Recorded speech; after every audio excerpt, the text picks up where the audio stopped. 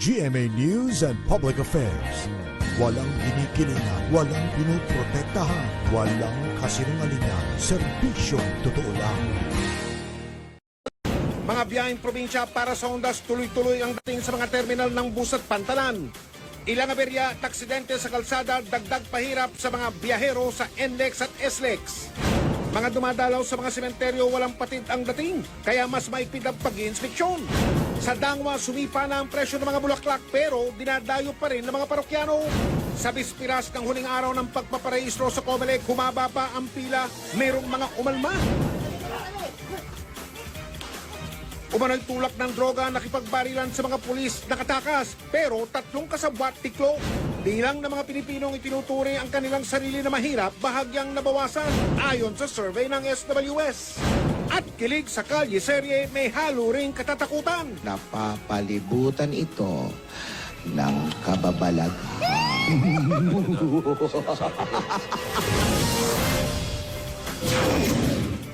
Biyernes na, sweldo pa at marami nang nag-uuwian sa probinsya para sa Ondas. Sa EDSA Guadalupe, tukod ang traffic ng mga sasakyang nasa kaliwang screen. Papunta po yan ng Magallanes. Mabigat din ang daloy ng sasakyan, pamonumento. Samantala, usad pa kong naripong daloy ng trapiko sa may EDSA sa may Cubao. Ayan, marami pong nasa terminal ng buse. Maging sa Katipunan Avenue, ika nga'y bumper to bumper na rin ang mga sasakyan sa magkabilang direksyon.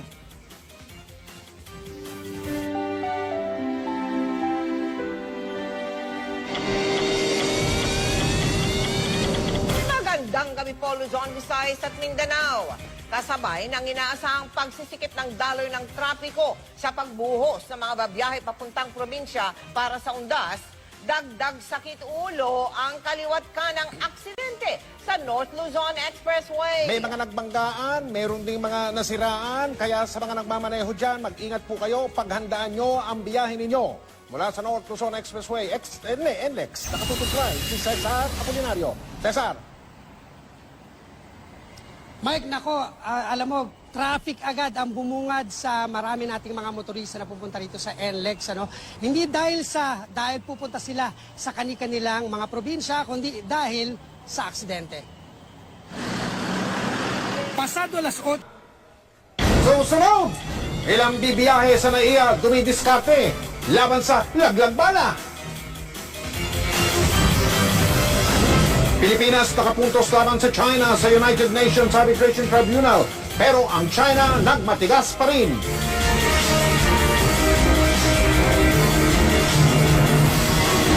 Sa lungsod ng Cebu, ang babaeng niyang natakbuang patay sa loob ng kotse. Ang mister, suspect sa krimen.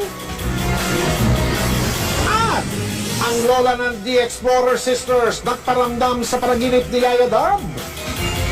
Tapos tinatawag po ako sa isang bahay. Bahay.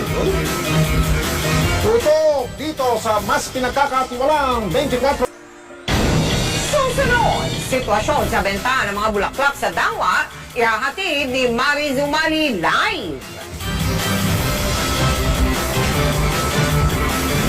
Pilipinas tila nakapuntos kontra China nang magpasya ang UN Arbitration Tribunal na dinggin ang kaso ng agawan ng teritoryo sa West Philippine Sea. At Alden Richards may inamin sa kanilang off-cam kulitan ni Maine Yaya Dab Mendoza. Tutukan lahat ng yan dito sa 24. Ano ba naman yan? Nakakabitin! Yan ang mga chika ko this week! Ako po si Evelania Miss Mel. Sir Mike? Salamat, Iya! At yan po mga balitang ating tinutukan sa nakalipas sa 24 oras. Maraming salamat po sa inyong patuloy na pagtitiwala.